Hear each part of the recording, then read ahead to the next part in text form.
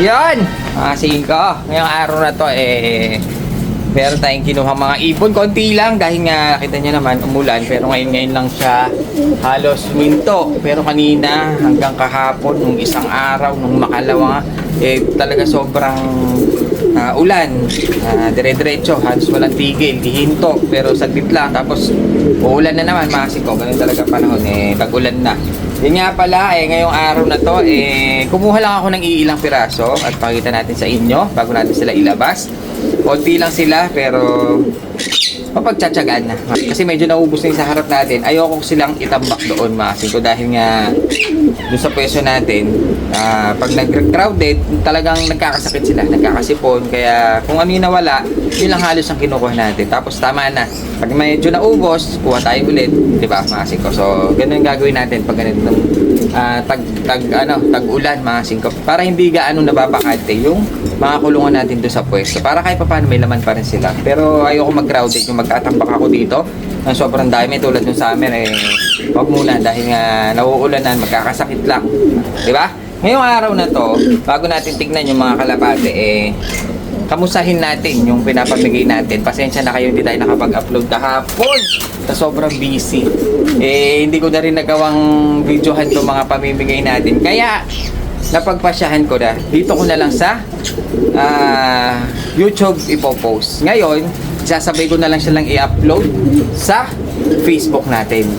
Sabay ko silang i-upload. Ngayon, kung sinong makapanood, kung type nyo yung pamimigay natin, pwede yung puntahan dito. Kunin nyo na. Sa inyo na. Kaso 2 piraso lang ito Hindi pwedeng 2 ang ibibigay ko. Kailangan tig-isa lang. Kaya kung type nyo, eto sila. Check upin lang natin. Pamimigay na natin to. Hindi ko na sila nagawang i-upload nung nakaraan dahil sobrang busy. Tsaka pag pumunta ako dito, medyo tawag dito, marumi kasi dito dahil nga nag-uulan. Nasa outdoor tayo Bali, ito, pakita ko na sa iyo. Update lang mga singko. Ayun medyo naduduman sila dahil dire-diretso ulan. Yung mga poops nila hindi gaano natutuyo. Hindi siya talaga tuyo. Talagang medyo moist. Kaya tingnan nyo mga singko. Kayo na lang pero nung unang ganda-ganda nito. Kayo na lang magpalinis dahil mga bata pa naman itong mga to. Pero ang maganda dito, wala siyang one eye, wala siyang bulutong. Ganda ng kulay. Tawag dito, si Andalusian natin, isa. Tapos ito naman yung kanyang kuya. Update lang natin Laki pa rin mga singko. Yun nga lang, yung kanyang bulutong, medyo tumutuyo-tuyo na diba?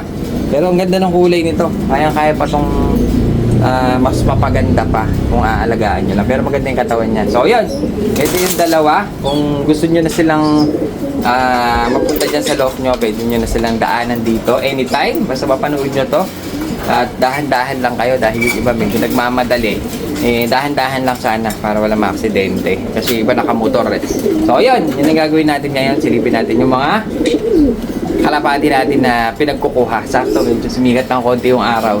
Bago yan, syempre, singit ko na rin itong ating mga shoutout masing ko. Konti lang naman. Unahan ko na kayo. So, ayan, si Badot20 ng Riyadh KSA, shoutout sa iyo. Kay Henry Rivera ng Cabanatuan City, shoutout. Kay Romnick Traiho ng Antipolo City, shoutout. Kay Zid Galardo na City of Love, Iloilo, napakalayo. Kay Eric De La Cruz, shoutout sa iyo. At last na natin mga singko, si Jan Dos Sebastian. Tara, tignan natin kung ano yung mga pinagkukuha natin. Yung iba kasi nagdadala dito, may sipog na nga, binebenta pa. Paano kukunin yun? Diba?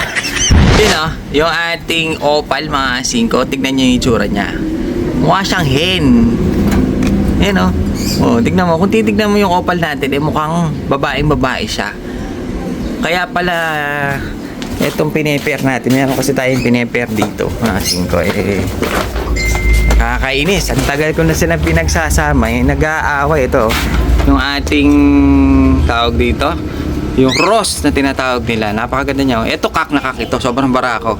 Kaya pala ayaw nila magpares mga siko dahil nga itong ating opal hindi naman pala babae. Kasi kayo hindi naman pala babae ito.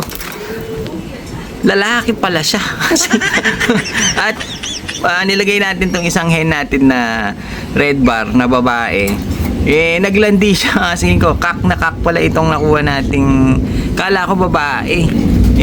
Naging pair niya tuloy classic na red bar lang. Pero ang importante, nabigyan natin sila ng pares.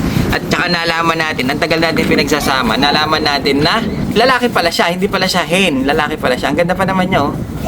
Di ba? So, tignan niyo siya mga singko. Ngayon, pair na sila. Yung isa na lang ang poproblemahin natin dahil yun, kak yun eh. Pero dito kasi siya pumares, yung red bar na babae. Ang ganda rin ng red bar, mga singko. Tsaka gusto ko dito kay Opal, ang ganda ng kulay niya. Ayun, oh. Yun nga lang kasi nagkaroon siya ng puti dito sa may kanyang ulo, tsaka pakpak. Pero kung buo sana ng ganyan yung kulay, ang ganda, mga singko. So ayan, bali ito yung isang pair natin. Pang-out din natin ito, mga singko. Baliit lang siya palang kak. Kaya napagkamalan natin siyang hen. Pero sa kulay, mga singko, ganda niya, oh.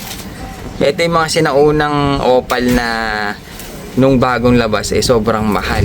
Pag nagkaganito ka nga masaya ka na noon. Pero ngayon parang nagmumukha na silang parang konting classic na lang siya. Parang ordinary na lang ang tingin nila. Pero para sa akin napakaganda pa rin niya. Ayun siya, mga singko. Nagkamali tayo ng tingin. Nagkakamali rin tayo, mga singko. Kala ko talaga hen ito. Pinipilit ko pa sa mga customer hen siya.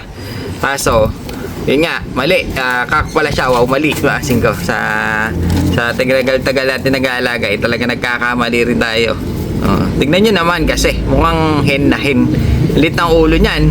Lalo na sa personal, pero hindi naman siya ganun kaliitan. Medium size, pero itong pinares natin maganda rin, silver. Di ba? Bagay na bagay. Parang hindi, no? Isang rare, tsaka isang classic na red bar. Pero maganda ditong red bar, parang nagsisilver siya. Ayan. Yung tip-tip niya parang nagsisilver. Yun nga lang, may puti rin ng konti sa mukha. Bagay na sila. Oh! Yung ating si Bulik. Tingnan nyo naman, no? Parang si JP. Oh? Kulay na kulay pa lang. Parang binabae. Hindi. Joke lang. Ano ba, JP? Hindi na mabiro. Charing.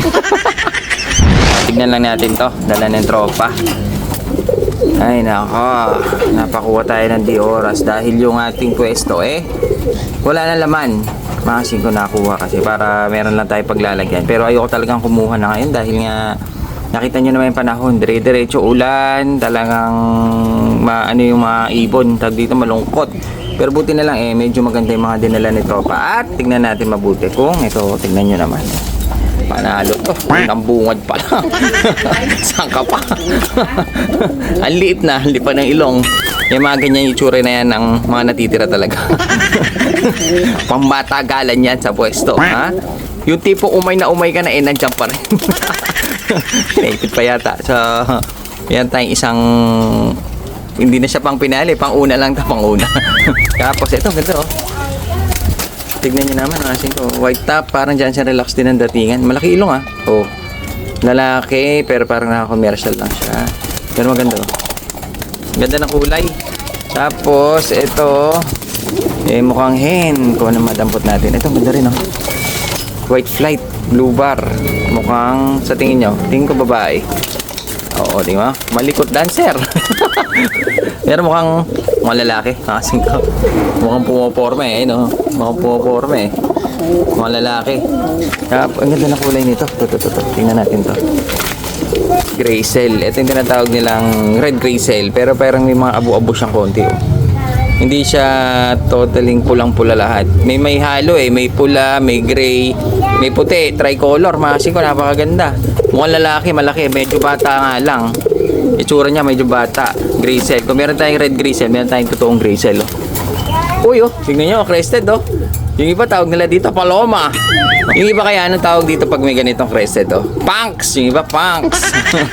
Ito gray cell na crested. Ganda ng kulay, Pangkista pa. Yung iba nga kapag kinukuros mo masyado sa mga dating kumbaga mga ninuno niya, inbreed tawag nila din. Ini-inbreed mo ng ini-inbreed. Minsan nagkakaganyan, nagkakapuyo sa ulo, nagkakapuyo sa dibdib. Yun yata yung sign na sobrang inbreed na nagkakaroon. Talaga sila ng puyo, kahit wala talaga sila mga puyo, nagkakaroon. Ngayon, nasa pa ito, laki nito. Laki nito, laki na katawan. Kaso yung mukha simple lang blue check na Mukhang lalaki. Malaki. Mga singko. Itong ganda ito. Mukhang hen. So, may sibat. Pag kasing may ganyan sa mata, ay napaka-pogi niya tinitignan. Mukhang babae siya. At last na natin mga singko yun. Yung nakita ko isang borga. Ano dito? Yan. Yun ang sinasabi ko sa iyo. Tignan nyo naman mga singko. Laki ng ilong. Hop! Parang club ring pa yata. Ito yung pinakamaganda dyan. Mag-aagawan na naman yung mga bata dito. Kaso tingnan nyo mga lugon sila. Pero, borga pa rin. Akin yan! Hindi naman bibili.